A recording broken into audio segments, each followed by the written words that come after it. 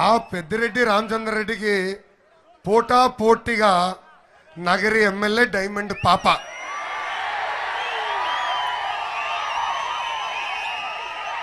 అంతే కదా. ఆ సైకో పెద్దిరెడ్డికి పోటా పోటీగా ఇక్కడ ఒక డైమండ్ పాప ఉందండి. మొన్న బాగా ఫీల్ అయిందంట, లోకేష్ నన్ను పాప అంటాడా అని. అమ్మా క్షమించండి, మీ కోరిక మేరకు మిమ్మల్ని జబర్దస్త్ ఆంటీ అని పిలుస్తా.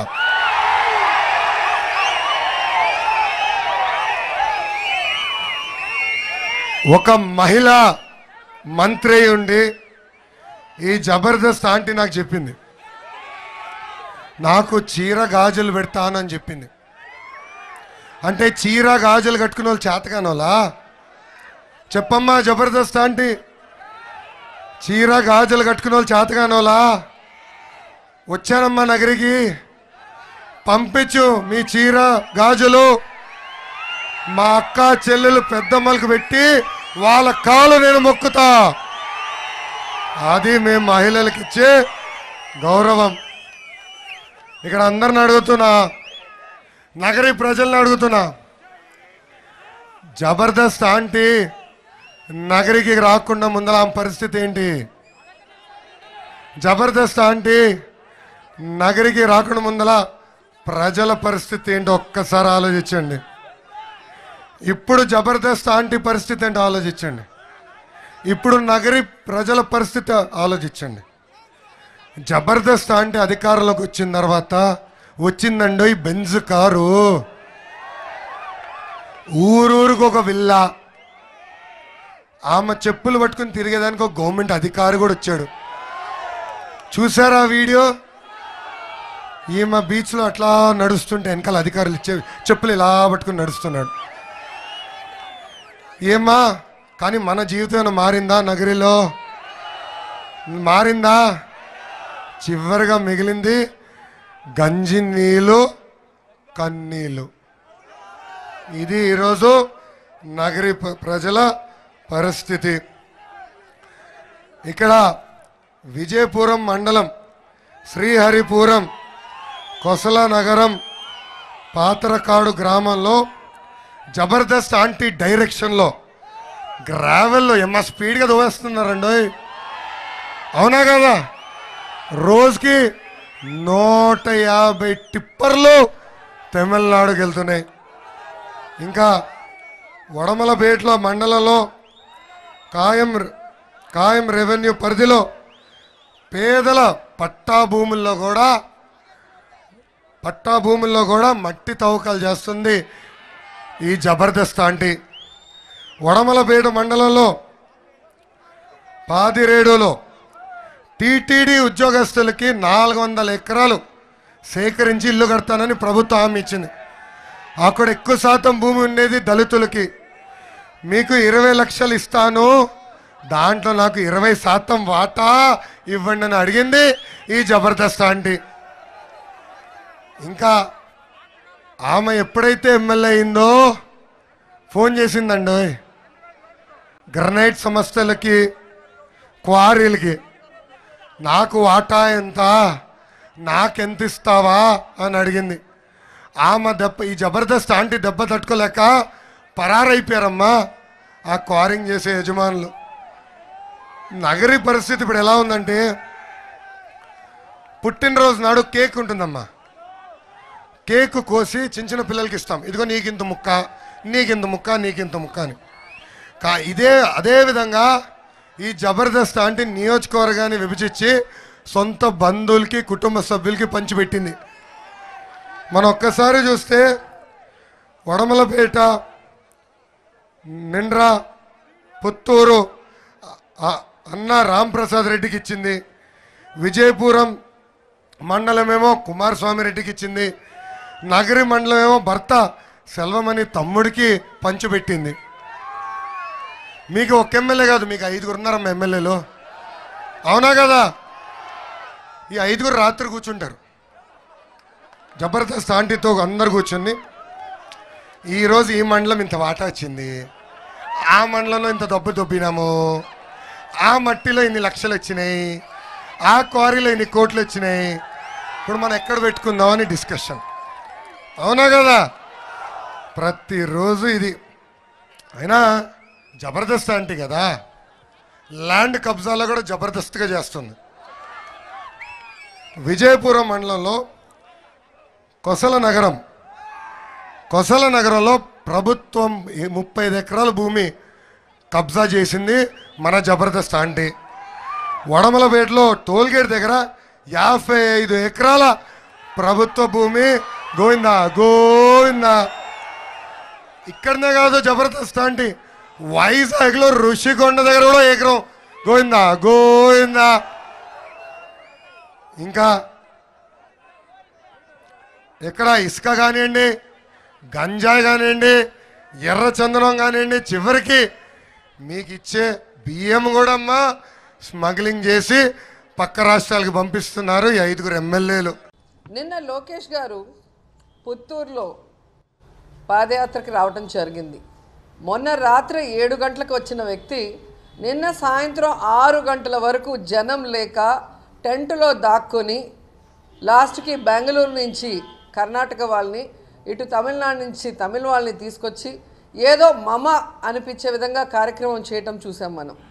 ఆ మీటింగ్లో జగన్ గురించి మాట్లాడటం తప్ప తాను ఎందుకు పాదయాత్ర చేస్తున్నాను, పాదయాత్ర వల్ల భవిష్యత్తులో తనకు ఓట్లేస్తే ఏం చేయబోతున్నానని చెప్పడం చేతగాని దద్దమ్మ ఈరోజు అతను మాట్లాడుతున్న తీరు చూస్తుంటే చాలా అసహ్యం వేసుకుంది. మా కాన్సెన్సీ వాళ్ళందరూ కూడా నిన్న కొట్టడానికి రెడీ అయితే వద్దు, వాడిని కొట్టడం వల్ల ఉపయోగం లేదు, వదిలేయండి అని చెప్పారు. ఎందుకంటే ఈరోజు వరాహం లాంటి ఈ లోకేష్ పాదయాత్ర సక్సెస్ అవ్వాలని పవన్ కళ్యాణ్ వారాహిని కూడా లోపల పెట్టి ఇతన్ని పంపిస్తే ఇతను మాట్లాడే మాటలు ఎలా ఉన్నాయి? అంటే జబర్దస్త్ ఆంటీ అంటాడు. అంటే జబర్దస్త్లో యాక్ట్ చేస్తున్నాను కాబట్టి జబర్దస్త్ ఆంటీ అన్నామంటే మరి మీ అమ్మ నీ పెళ్ళం పాలు అమ్ముతోంది హెరిటేజ్లో, మరి ఏమనాలి? హెరిటేజ్ ఆంటీ, హెరిటేజ్ పాప అని అనాలా? కానీ నేను అనను. ఎందుకంటే ఇంట్లో ఆడవాళ్ళని అనకూడదనే సంస్కారం నాకుంది, కానీ నీకు లేదు. నీ తండ్రి నీ తల్లి నీకు అది నేర్పించలేదు. ఈరోజు నా నియోజకవర్గానికి వచ్చి నువ్వు మాట్లాడిన మాటలు నా అన్నల్ని నా భర్తని నువ్వు మాట్లాడవు. ఈరోజు నా కోసం తమ జీవితాన్ని త్యాగం చేసి నేను హీరోయిన్గా అంటే 91లో ఎంటర్ అయిన నుంచి ఈ రోజుటి వరకు దాదాపుగా 30 సంవత్సరాలు నాకు అండగా నిలబడుతూ నన్ను సక్సెస్ చేస్తూ ముందుకు నడిపిస్తున్న వాళ్ళు, అలాంటి వాళ్ళ గురించి మాట్లాడితే పళ్ళు రాలిపోతాయని కూడా లోకేష్కి హెచ్చరిస్తున్నారు. నువ్వు ఒక పక్కనేమో ఎర్రచందనం దొంగ, ఒక పక్కనేమో ఇసుక దొంగ, మధ్యలో నువ్వు. మీరా అవినీతి గురించి మాట్లాడుతున్నారు.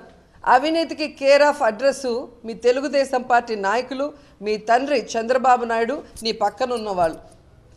అలాంటి వాళ్ళని పెట్టుకొని మీరు మమ్మల్ని మాట్లాడుతుంటే దయ్యాలు వేదాలు వల్లించినట్టున్నాయి. ఈరోజు సూటిగా లోకేష్కి నేను సవాల్ విసురుతున్నా. నీది అవినీతి సొమ్మ, నాది అవినీతి సొమ్మ అని ప్రజలకు తెలియాల్సిన అవసరం ఉంది. కాబట్టి నీ కుటుంబ సంపాదన మీద, నా కుటుంబ సంపాదన మీద సిబిఐ ఎంక్వైరీ వేద్దాం. దమ్ముందా నీకు? ఉంటే వేయటానికి రెడీగా ఉన్నాం, వేయించుకుంటావా? ఈరోజు అవినీతి డబ్బుతో రాష్ట్రాన్ని దోచుకొని హైదరాబాద్లో కట్టింది నువ్వు, నేను కాదు. నేను కష్టపడి షూటింగ్ చేసి కట్టిన ఇల్లు. ఆ ఒక్క ఇంటి మీద మనం ఎంక్వైరీ చేసినా తెలిసిపోతుంది హైదరాబాద్లో నీ ఇల్లు, నగిరిలో నా ఇల్లు. కాబట్టి నోరుంది కదా, ఎవడో స్క్రిప్ట్ రాసి ఇచ్చాడు కదా అని దాన్ని కూడా 10 సార్లు చూసి మాట్లాడిన వాడివి నువ్వు పబ్లిక్ మీటింగ్లో. ఆ రాసిచ్చినోడికి బుద్ధి లేకపోతే నీకు బుద్ధి లేదా? ఈరోజు హెరిటేజ్ వెహికల్స్లో ఎర్రచందనాన్ని ఏ విధంగా తరలిస్తూ పట్టుబడి కేసులైంది ఎవరు మర్చిపోలేదు. అలాగే నారావారిపల్లిలో మీనాన పొలంలో ఎర్ర దొంగలు అన్నీ ఎలా వచ్చాయో ఇంకా కూడా ఎవరు మర్చిపోలేదు. మీరా మా గురించి మాట్లాడుతున్నారు. ఈరోజు మా అన్నలు నేను సాయంత్రం అయితే దోచుకున్నది పంచుకోవడానికి కూర్చుంటామంట. పచ్చకామెర్ల వాడికి లోకమంతా పచ్చగా ఉంటుందన్నట్టుగా నువ్వు, మీ నాన్న, నీ పెళ్ళాం బ్రహ్మిణి, మీ అమ్మ భువనేశ్వరి, మీ నాన్న ముఖ్యమంత్రిగా ఉన్నప్పుడు సంతకాలు పెట్టగానే సూట్ కేసులు లాక్కొని ఇంటికి వచ్చి కొట్లాడుకొని నలుగురు పంచుకున్నట్టు అందరూ పంచుకుంటారనుకుంటున్నారా మీరు?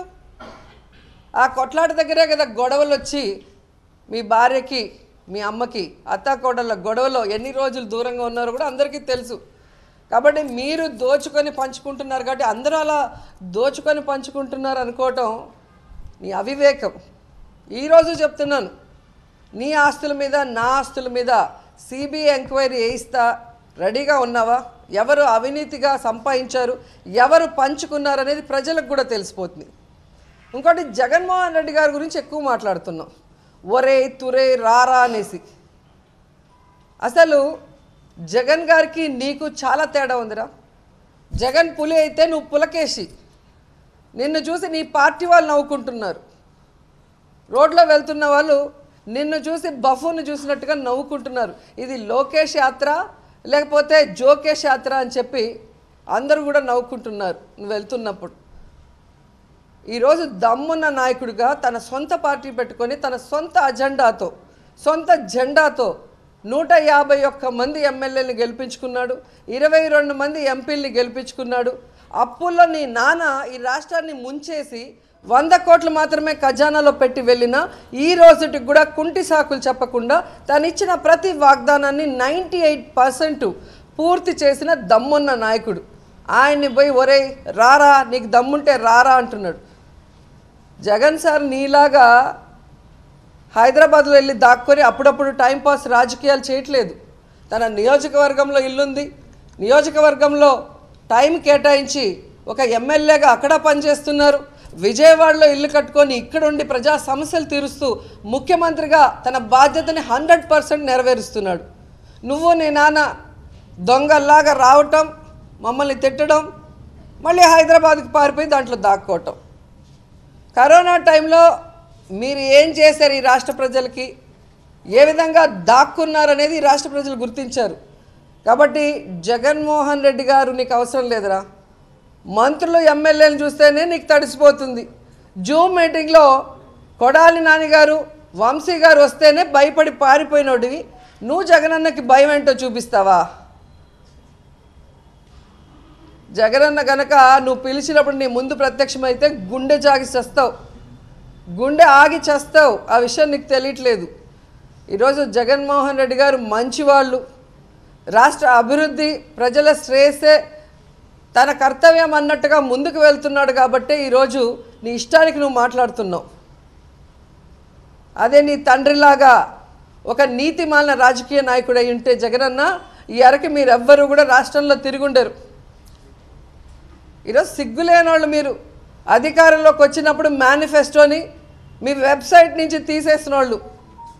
జగనన్న తన మేనిఫెస్టోని ఒక బైబిల్ లాగా, ఒక ఖురాన్ లాగా, ఒక భగవద్గీత లాగా దాన్ని గౌరవించి ప్రతిరోజు దాన్ని అందరూ కూడా చదివి ఆ ప్రకారం ముందుకు వెళ్ళాలని చెప్పే పెద్ద మనిషి. ఈరోజు మేము ధైర్యంగా ప్రజల్లోకి వెళ్తున్నామంటే జగనన్న సుపరిపాలన. మీరు ఈరోజు జనంలోకి పోలేక టెంటుల్లో దాక్కొని ఈవినింగ్ వాకుల్లాగా గంటసేపు బయటకు వచ్చి జగన్ గారిని మమ్మల్ని తిట్టడం తప్ప నువ్వు ఏం చేస్తున్నావు?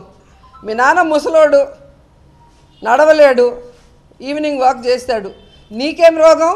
పెద్ద వయసులో ఉన్నట్టు నన్ను ఆంటీ అంటున్నావు కదా, మరి ఎందుకు పొద్దు నుంచి నువ్వు వాకింగ్ చేయట్లేదు? పాదయాత్ర కూడా సక్రమంగా చేయలేక వంకర్ టింకర్గా నడుస్తున్నావు. నువ్వు కూడా జగన్మోహన్ రెడ్డి గారి గురించి మాట్లాడితే ఈరోజు హెచ్చరిస్తున్న ఇంకొకసారి గనక జగన్ అన్నని కానీ ఏమైనా అంటే వేరే విధంగా ఉంటుంది. ఎక్కడికక్కడ నీకు బడిత పూజ అవుతుంది. పోనీలే పోనీలే అని వదిలేస్తుంటే చాలా ఎక్స్ట్రాలు చేస్తున్నావురా. కనీసం ఎమ్మెల్యేగా కాదు వార్డు మెంబర్గా కూడా గెలవలేనోడివి. నువ్వెవడో తెలియాలంటే చంద్రబాబు నాయుడు కొడుకు ఎన్టీఆర్ గారి మనవడని చెప్పుకోవాలి, లేదా బ్రహ్మిణి మొగుడని చెప్పుకోవాలి. అంత దౌర్భాగ్య పరిస్థితిలో ఉన్నావు. కానీ రోజా ఎవరు అంటే ప్రపంచంలో ఉన్న తెలుగు వాళ్ళందరికీ తెలుసు, పక్క రాష్ట్రాల తమిళ వాళ్ళకి తెలుసు. ఒక గొప్ప హీరోయిన్గా పేరు తెచ్చుకున్నాను, ఒక మంచి పొలిటీషియన్గా పేరు తెచ్చుకున్నాను. నువ్వు నాతో కంపారిజన్ ఏంట్రా? నువ్వేంటి నన్ను మాట్లాడేది? ఇంకొకసారి మాట్లాడావనుకో నువ్వు ఎక్కడుంటే అక్కడ ఆడవాళ్ళతో కొట్టిస్తా. ఈరోజు చెప్తున్నాను కదా, ఎక్కడుంటే అక్కడ ఆడవాళ్ళతో కొట్టిస్తా. తమాషాలు చేస్తున్నాను. హాయ్ ఫ్రెండ్స్, మా టుడే టుమారో యూట్యూబ్ ఛానల్ చూస్తున్నందుకు చాలా థ్యాంక్స్. మరిన్ని లేటెస్ట్ వీడియోస్ కోసం వెంటనే సబ్స్క్రైబ్ చేయండి. అలాగే ఈ బెల్ ని కూడా రింగ్ చేసేయండి.